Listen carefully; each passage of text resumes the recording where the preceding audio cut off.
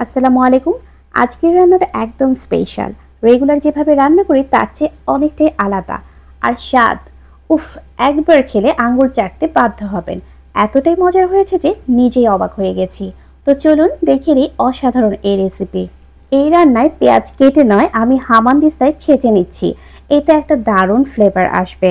পেঁয়াজ হয়ে গেলে এবার কয়েক কোয়া রসুন আর লাল কাঁচামরিচ একসঙ্গে ছেঁচে নেব। এটা মশলায় ভিন্ন একটা স্বাদ যোগ করবে। একদম ঘরোয়া কিন্তু মজাদার পদ্ধতি। এখন মূল রান্নায় চলে আসি।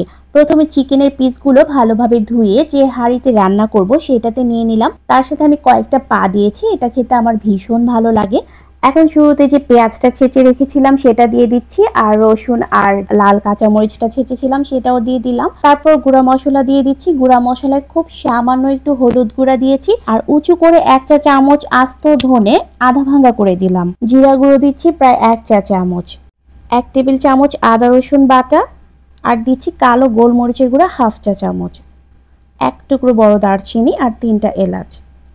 এখন দিয়ে দিচ্ছি পরিমাণ মতো তেল। তেলের পরিমাণটা একটু বেশি লাগবে, আমি এখানে 4 টেবিল চামচের মতো দিয়েছি। আর দিচ্ছি 1 কাপ তরল দুধ। দুধ দিয়ে এই রান্নাটা হবে। এখানে আমি কোনো প্রকার পানি ব্যবহার করছি না। একটা স্প্যাচুলা দিয়ে সবকিছু নেড়ে চেড়ে খুব ভালোভাবে মিশিয়ে নিচ্ছি।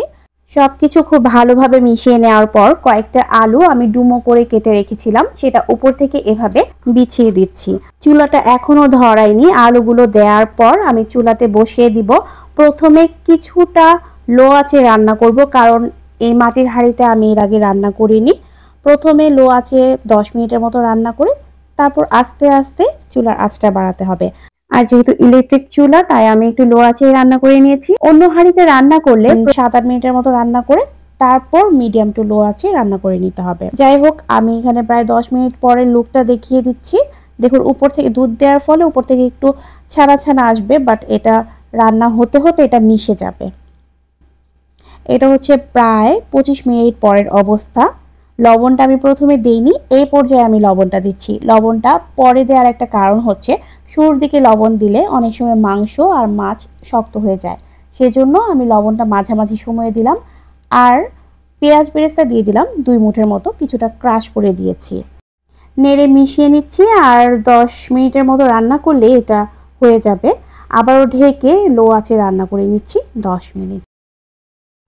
আপনারা যদি বেশি ঝোল খেতে চান কিছুটা পানি অ্যাড করতে পারেন। আমি এটা মাঝামাঝি ঝোলের মতো রাখবো, খুব বেশি পাতলাও হবে না আর খুব বেশি ঘনও হবে না।